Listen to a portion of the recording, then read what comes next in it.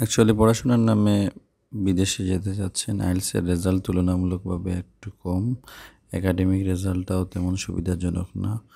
এই অবস্থায় আপনার জন্য মাল্টাই হচ্ছে সবচেয়ে সেফ জোন। সুবিধাটা হচ্ছে কারণ এই ধরনের রেজাল্টে ভিসার রেশিওটা তুলনামূলকভাবে কম থাকে, তাই মাল্টা যেহেতু টিউশন ফি প্রথমে দিতে হচ্ছে না।